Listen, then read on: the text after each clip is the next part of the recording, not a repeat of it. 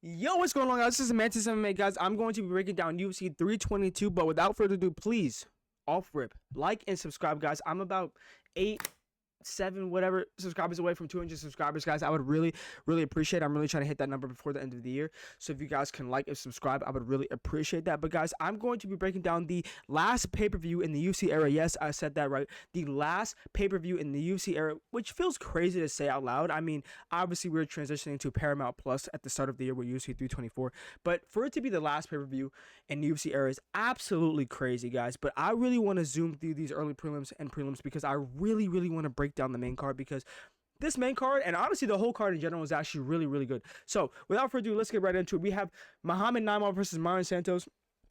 Guys, I'm gonna be honest with you, this fight's gonna be boring. I think Naimov picks up a split decision win. Very close decision win, split decision win, but it's going to be pretty boring in my opinion. I mean, Myron Santos is actually pretty good. He's a little bit smaller, but he has a reach advantage, which is always weird in fights, especially in these lighter weight classes, because lighter weight classes are pretty athletic and pretty fast in general. So to have a reach advantage but be smaller is very tricky. But I think Naimov is good enough to pick up a boring split decision. And that's just how this UFC 322 pay-per-view is going to open. I think it's going to be a boring decision. I think Naimov picks up a very boring decision, crowd boos, all this stuff. But anyway, we move up the early prelim card. We go to Mansour Abdulmalik versus Anthony Tricoli. And I think this fight is what gets the fans in their seat. This is the fight, off rip, second fight on the whole card where fans actually wake up. I think Abdulmalik picks up a knockout against, in my opinion, one of the worst fighters on the roster. Anthony Tricoli is simply not good. I mean, I don't see it. You guys see it? I don't see it. You guys see it? I think Abdulmalik is simply just how do I put this? You look at this guy. First round knockout for Abdulmalik. It's not going to be actually competitive. I mean, I think the first maybe 20 seconds will be boring. I think Abdulmalik is going to try to find the range, maybe land some jabs, a leg kick, maybe even feint a takedown just to get Anthony Tricoli biting, and then land an overhand right or something of that nature. And I'm not going to say it's going to be a flush knockout, but it's going to be a very vicious knockout or TKO within the first 2 minutes of the fight, in my opinion. And I think then that's when we really wake up, because like I said, this pay-per-view is actually really good on paper. Granted, the last few pay-per-views, at least the main cards, have been a little bit up and down, right? We've seen the prelims be electric and then the main cards flop, right? Especially the main events. However, I think this is going to be the fight that's going to really set the tone for the rest of the pay-per-view. But moving up the card, we do have YOOOO versus Ebo. YOOOO is good. Ebo is also good, but I think YOOOO has more tools. I think YOOOO is more equipped to land a finish, and I think Ebo's going to be tough to finish. So I think YOOOO in the late third round is going to find a finish.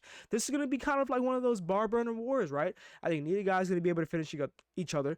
Pause. I think neither guy's going to be able to really land their own offense. However, I think YOOOO is going to push the pace in the third round. His corner's going to be like, you might be down 2-0, or it's 1-1. I think YOOOO, being the younger, hungrier guy going to his debut, is going to try to look for a finish and shock the world and land maybe a left straight or an uppercut, and it's gonna put Ebo on the fence and hurt him, and he's gonna land the TKO. And I think Ebo's gonna shock the world and put his name in the map. But hey, listen, light heavyweights, I'm here, right?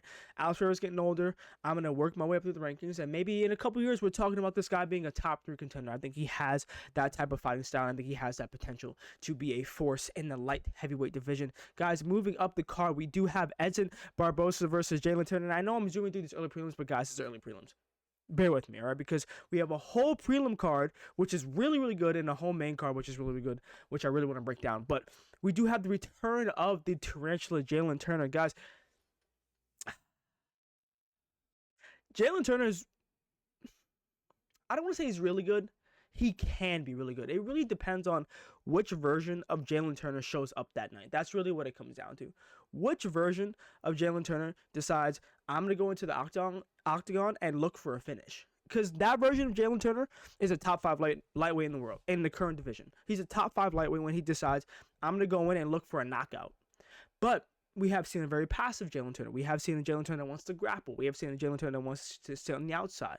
We have seen a Jalen Turner that's totally not in it, right? We have seen a Jalen Turner that's almost surviving in the cage. And it's like, he has the tools and the athleticism and the power and the skill set to go out there and get finishes. He has that ability. But for whatever reason, sometimes he's not in it. Whatever reason, we've seen it where that killer instinct isn't there, and I think he took some time off. In my opinion, I don't want to say he quit, but so the return, it really depends on which version we get. And regardless of which version we get, I do think Jalen Turner goes out there and gets a finish against Edson Barboza. Maybe not a finish, but I think he wins a very dominant unanimous decision. I think because he's just simply going to be better. He's bigger, he's younger, and he has all the tools to really pick apart Edson Barboza, who doesn't have that best striking defense. He's much older, right, and has been around. Also, this fight's at lightweight, right? He's going to be a much smaller than Jalen Turner. And I think even if Jalen Turner wanted to incorporate some grappling, he could, right? But I think whatever version of Jalen Turner shows up, he's going to be better than whatever version of Edson Barboza shows up on Saturday night. And I think regardless of what happens, Jalen Turner is going to be back. I think he needs to go out and look for a finish. So can he get a finish? Possibly, but it depends on which version of Jalen Turner shows up. And I think the version that shows up regardless gets to win. But I think he can go out and get a finish if he wants to. I just don't know if he's back in that mind space to go out and do that. So moving up the early prelim card, the last fight on the early prelims, we have Marvin Vettori versus Bruno Ferreira. And guys, I'm going to be very honest with you. I think we see Marvin Vettori stretch it out of the octagon Saturday night at UFC 323. I think the chin finally gets cracked. I think he gets put to sleep, out cold, stiff as a board. Now, will it happen in the first round? I don't think so. I think the first round, Marvin Vettori will actually eat a lot of shots from Bruno Ferreira. But I think in the second round, when he gets overconfident because he's like, oh man, I did good in the first round. Because Marvin Vettori is probably the most delusional fighter in the history of the sport. He's going to get cracked with something that he won't see coming and get slept out cold by the nuclear power that Bruno Ferreira has. That's my take on this fight. And it's going to be very sad to see because we are going to look at Marvin Vettori. We all look at Marvin Vettori as kind of like a joke, if you will. We kind of all troll him. It's like, like this dude thinks he's like the best in the world, but he's really like not great at all. He just has a granite chin, which helps him win fights. I think we see that chin finally get absolutely decimated Saturday night at UFC 323. And I'm talking like out cold, on a stretcher type of devastating knockout. I think it happens Saturday night. I really do. I think it gets cracked finally by Bruno Ferreira. And I think we see the end of Marvin Vettori and his career. I think he calls it quits after that. If not, he takes like a year and a half, 2 years off. And then after that, no one really cares what he does. But I think Saturday night, we see Marvin Vettori get absolutely destroyed. And I think that's how his career ends. Because Marvin Vettori is able to get hit. Granted, he's not bad. Technically, he's all right, right? He's well-rounded. He has some decent striking, some decent grappling. He's not bad in the clinch, but I think he has been able to win fights because he has such a granite chin. He can walk through shots in a division where the guys are obviously bigger, so they might hit his hard. Not heavyweights, but he's able to walk through shots, grab a hold of you, clinch you, right? Take you down, maybe land this shot, and win a round or two, and eventually win a fight like that. I think that's going to happen in the first round, but I think the second round, he's going to get hit with something that he's never felt before. And not even never felt before, just something he doesn't see and get slept out cold. I think we see the granite chin of Marvin Vettori finally cracked this Saturday night. So, without further ado, we're going to open up the prelims, guys, at UFC 323 because, like I said, even those early prelims were actually pretty good. I mean, breaking down those fights before I made this video, I was like, wow, like, this is actually a pretty good fight. Like, this fight has potential to be pretty decent if the fighter shows up and everything goes right. So these prelim cards are even better. So starting off, look, I'm scrolling like way too far in. Nazim Sadikov versus Faraziam. Guys, this is such a high level fight. To the casual UFC fan, you look at Nazim Sadikov versus Faraziam, you're like, who? Although Faraziam, you might, know who he is because of the knockouts, right, and stuff like that. Who did he knock out? Matt Frivola, right? That knockout was crazy. That was viral. And then Nazim Sadikov is actually really good. He's 11-1 and 1. That one on the end. Who gives a fuck? This is a very high level fight. I think I want to go Faraziam. I really do. But I think Nazim Sadikov is going to find a way to win this. Very close split decision. I don't think Faraziam can finish Nazim Sadikov. I really don't. I mean, he has the potential to. I think Faraziam has more potential to finish Nazim Sadikov than vice versa. But I don't think he can. And if he can't, I think Sadikov can kind of hold him down for 2 rounds, especially on the ground and do damage. And also land a couple of takedowns here and there while also landing some shots on the feet. To kind of edge out maybe a split decision robbery, right? I think Ferguson is actually going to do really well. And that's what I'm saying. It might be a robbery because you might look back at the fight and be like, Ferguson should have won, blah, blah, blah. But I think Sadikov is going to edge out a very close split decision. Because, like I said, this fight is very high level.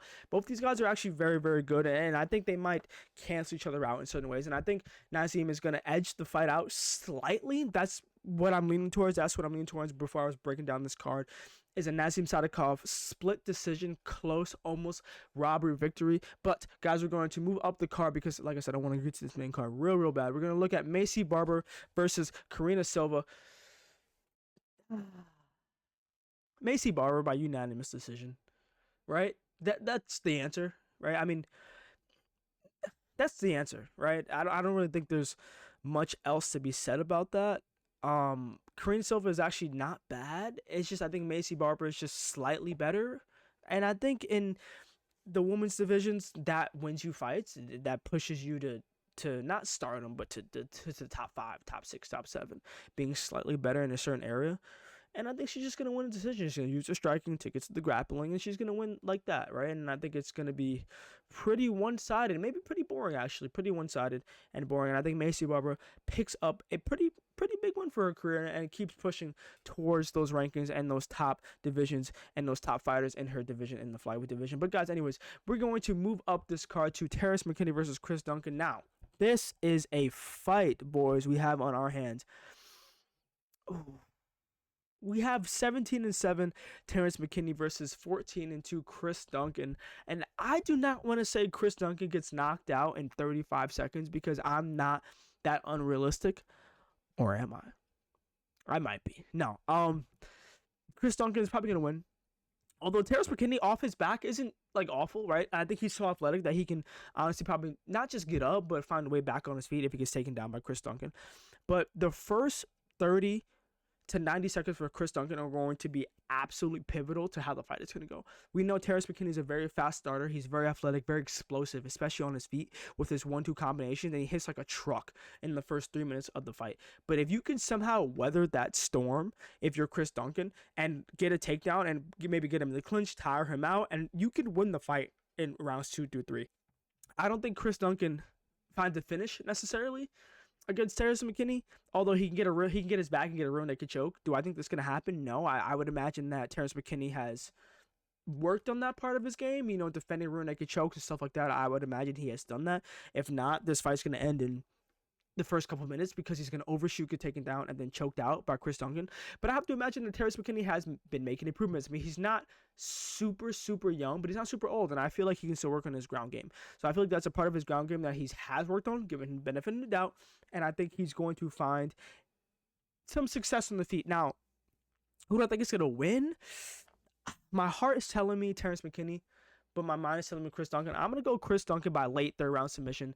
Negate everything I just said about Terrence McKinney working on his ground game. I think he's going to have shown improvements, but I think as the fight goes on and when he tires out, he's going to give up his back, maybe get hit with some ground and pound, maybe get cut with an elbow and submitted late in the round, maybe with an arm triangle of some sorts, or rear naked choke by Chris Duncan in late third round. But that fight will be very exciting. That fight will be very, very competitive. The first round will be very, very electric. It might even be round of the year. We shall see. But moving up the card, we have on the last card of the prelims, you have Grant Dawson versus Manuel Torres. This is actually a really good fight. Wow. Grant Dawson does not really lose. I mean, he's, 23-2? I mean, he doesn't really lose. Manuel Torres is also really, really good, though. And they have Manuel Torres as 5'10", and Grant Dawson at 5'10". I feel like Grant Dawson is really like 5'8", and Manuel Torres might be like 6 feet. Grant Dawson doesn't really lose. And it's like, it's hard for me to, what do they have the odds at? They have the odds at like 205. Let's check. They have Grant Dawson as a 2-1 favorite. I mean, Grant Dawson doesn't really lose, and it's hard for me to pick against him. Manuel Torres is also really good, but it's hard for me to pick against Grant Dawson unless it's against a guy like a top 5, top 6 guy. I mean, I would pick Grant Dawson to lose against a Paddy Pimblett. But I think in this stage of his career, he could be like a top 5 guy. I really do. I mean, Manny Torres is good. I don't think he's on the level of Grant Dawson good, especially not on the ground. Granted, off his back, he could do some damage, but I think Grant Dawson is going to find a way to, I don't want to say maul him, but control him, and ultimately pick up a unanimous decision fight and really establish himself and assert his name in the lightweight division for real. I mean, after he picks up his win, he's going to be 24-2, which is absolutely unreal. And besides that Bobby Green knockout, I mean, Grant Dawson has been absolutely destroying, steamrolling people. So I think Grant Dawson picks up the win. But guys, we're going to move up to the main card. We have the main card opener of Jan Blachowicz versus Bogdan Guskov. Guys, Jan Blachowicz is a favorite. The same reason why I have Marvin Vettori losing. And listen, wait.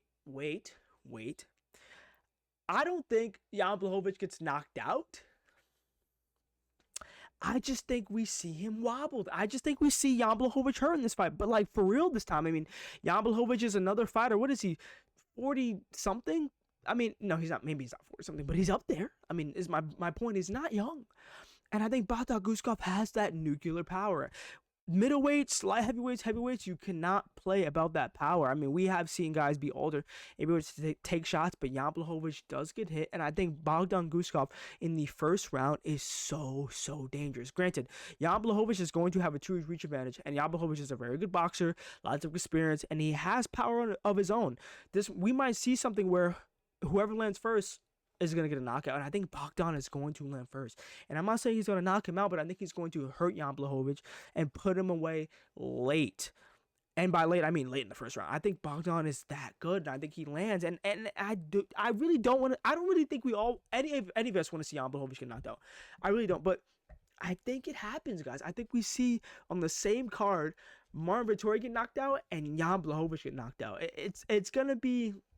It's going to be tricky. I think Bogdan has that power, and I think Bogdan is like, okay, listen, I believe in my power. If I just land one time, I could put this dude away. Maybe not, knock him out cold, but hurt this dude and land damage and ultimately win the fight by TKO. So I do have a late, maybe Bogdan lands late first round.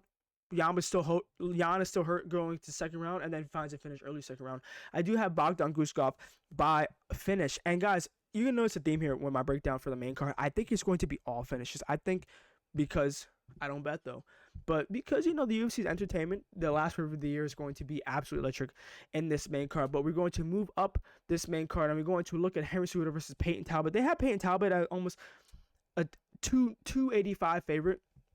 I was talking to my friend at work the other day, and he was like, Henry Cejudo's just going to maul him. Henry Cejudo's just going to grapple him.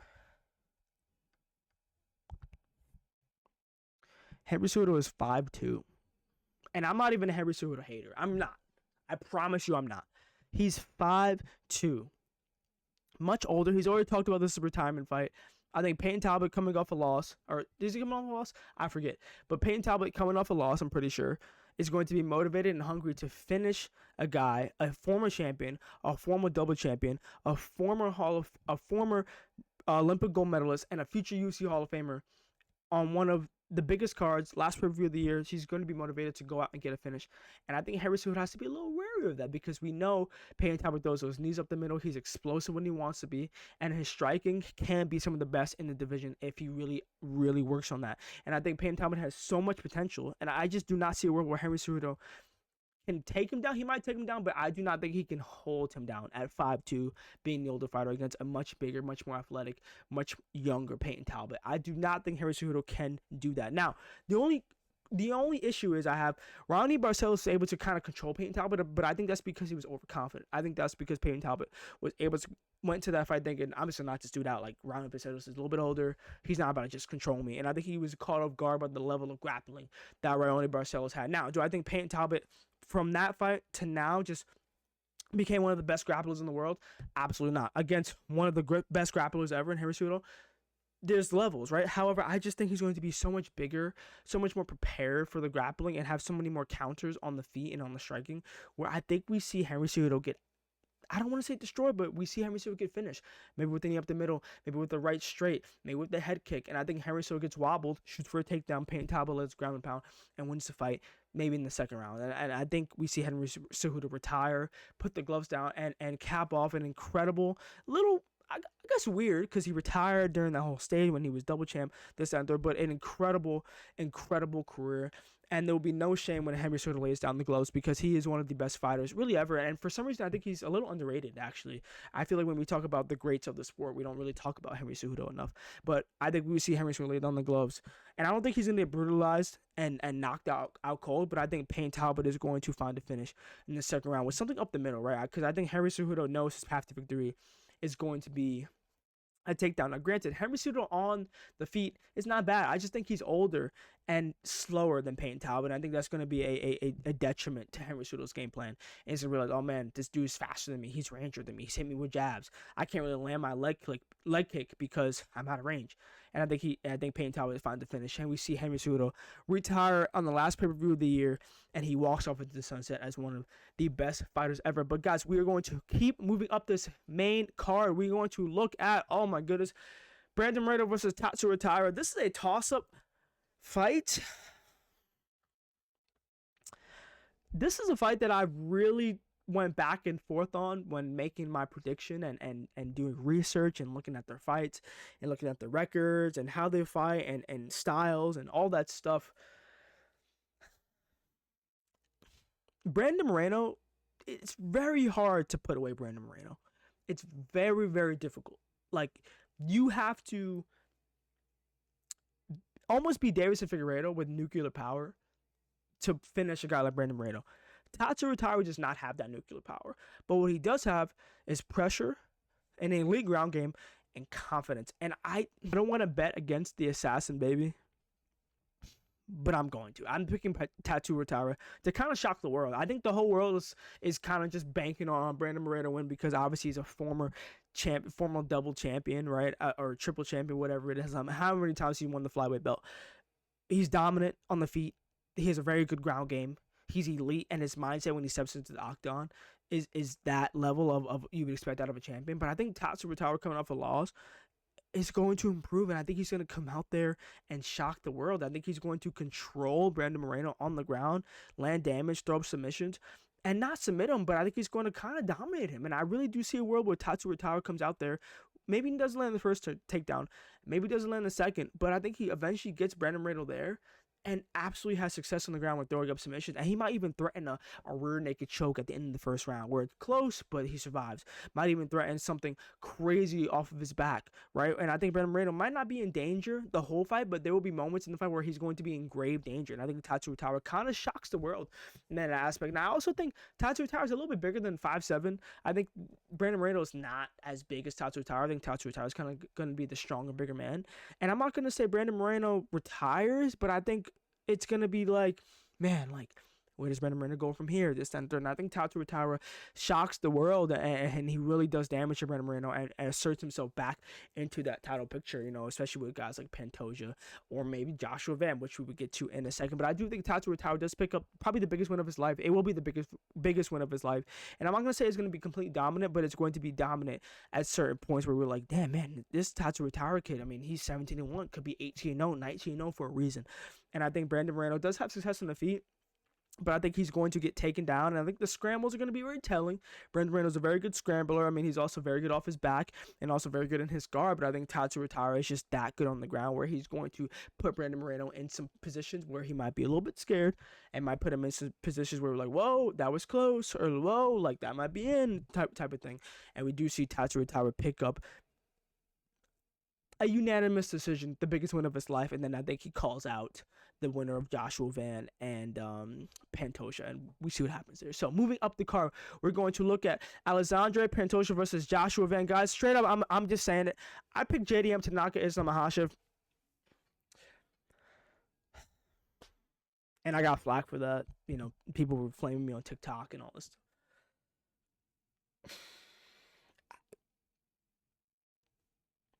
And new. Joshua Van gets it done. He gets it done. I see it. I see it, man.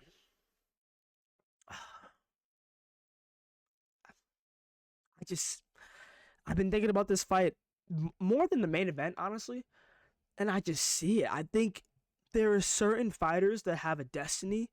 There are certain fighters that have a mission to complete. There are certain fighters that were put on this earth to be great and to be champions and shock the world and do incredible things. And I think Joshua Van is that fighter. I, I I just see it. I don't know. I think Pantoja gets hit a lot, and he hasn't had guys that can really hurt him. And the thing is, Pantoja actually does get hurt. It's just Pantoja is such a dog that he will literally be like not damn near knocked out on his feet and still just walk forward, which is it's zombie like. It's actually incredible because Pantoja is one of the most dominant champions we have seen actually in a long time. I mean, we look at guys like Merab, who obviously are very dominant, but what Pantoja is doing at 125 is nothing short of incredible.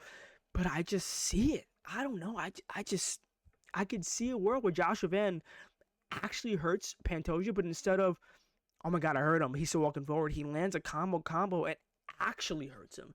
And then Pantoja shoots a takedown and Joshua Van sprawls, lands a knee, lands some ground and pound, and then next thing you know, Joshua Van is having the belt wrapped around him. I think we see a world where Pantoja gets hurt, but this time like actually hurt. And I know he's a crazy underdog.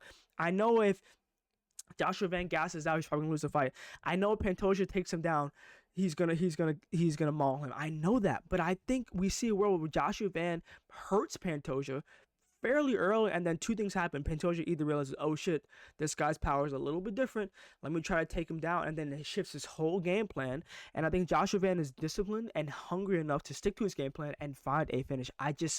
Guys, I'm telling you, I really do think Joshua Van is going to knock out Alejandro Pantoja at UFC 322 and become the new flyweight champion of the world. Guys, I don't know. I just see it. That's really all I can say. I was breaking down this fight for like 12 days, like just watching footage, just really like looking into these fighters' habits and tendencies and how they fight and operate when they're hurt, like what stance, like all that stuff. And I just see a world where Joshua Van finds a finish. I don't know. It's a long shot. It really is. I know I'm like probably in the minority, and I don't want to be that YouTuber that just picks the underdog for the sake of like clickbait. But I think Joshua Van really does find a finish. I think he has that power where he can actually gain some respect from Pantoja, and I think Pantoja has made a living off of, okay, yeah, like you hit me, but I'm gonna walk through that and take you back and land shots of my own, and just win fights like that and become a champion and become a dominant champion like that. But I think Joshua Van recognizes the monster he has in front of him. I imagine he's been training his ass off.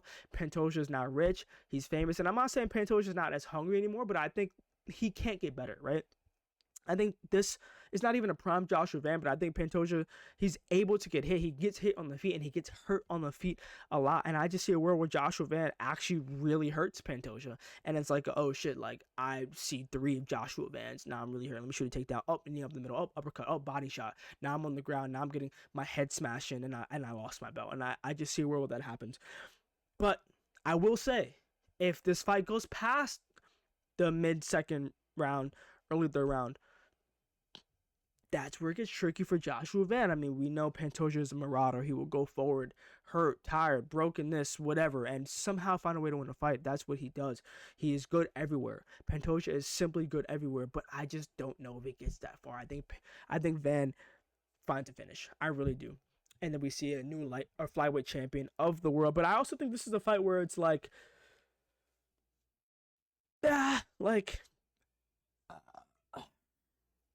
Joshua Van won, but let's run it back type of thing. And then, maybe in a rematch, Pantoja.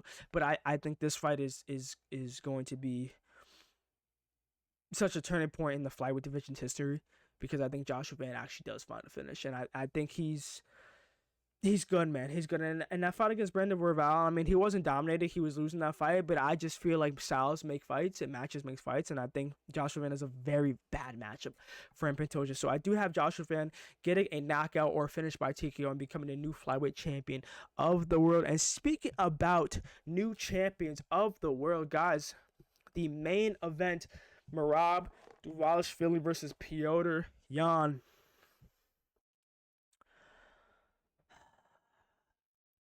Are these 2 bad takes in a row? They might be. I think Petr Yan,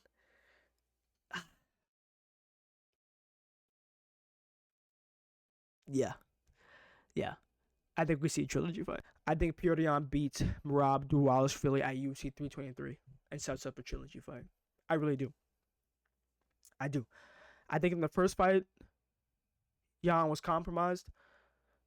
I think in the first fight, he did not really prepare necessarily for Merab's pressure and his grappling. I think he overestimated Merab. I thought he would be very easy. And what I think is going to be Merab's downside and what I think is going to lose him his belt is he almost knocked out Corey Sandhagen. Corey Sandhagen is my favorite fighter of all time. If you know me and you watch my channel for a while, you know Corey Sandhagen is my absolute favorite fighter to ever exist on the entire planet ever. I've been a Corey Sandhagen fan even before he was in the UFC. He almost knocked out Corey Sandhagen. I mean, when have you ever heard Merab knock out Corey Sandhagen in the same sentence? Before that fight, no one ever thought that would happen. I was watching that live, damn near about to cry. I think Merab's getting comfortable on the feet. I think he really thinks that he's a good boxer. I think Merab really thinks that he's a good striker. I think Merab really thinks that he can get finishes on the feet. And Petryan is not a guy to try that with. Now, do I think Merab is a little bit smarter than that to the point where he's like, I'm not just going to go out and box Petryan? Yes, I do. I think his fight IQ is actually incredibly high. I think he knows what he's doing. I think him and his team have great game plans when it comes to making up how to win fights and styles and all that stuff. I think he's very smart. His team is very intelligent on making game plans like that. However, Merab's crazy. And I do think he's going to be like, I just almost beat Corey Sandhagen, almost knocked him out. Maybe I could try to knock out Petryan. And I think we're going to see an exchange where we see a boxing exchange and Petryan is going to land body head kick. Something where it's going to catch Merab because, like I said in some other videos, Merab does get hit. And he doesn't really get hit clean. I mean, he actually does a good job of kind of rolling with stuff and seeing punches coming, and he absorbs shots. Well, he also has a really good chin. But I do not think a healthy, hungry Petryan, who's been on kind of a tear. I mean, he hasn't really been finishing people, but he's been kind of on a tear. I think he might get caught, man. It's the same reason for why I picked Van to beat Pantoja. I think these guys that are just marauders and have granite chins and rely on their grappling and their cardio to win fights are becoming a little bit overconfident. I think these are the fights where we see a guy like Pantoja, where we see a guy like Merab be a little overconfident on the feet against elite strikers, and they get caught, and it's to their detriment. Now, you kind of have to give these fighters like the Pantojas and the Merabs the benefit of the doubt. Like, these are smart fighters, these are champions, dominant champions for a reason.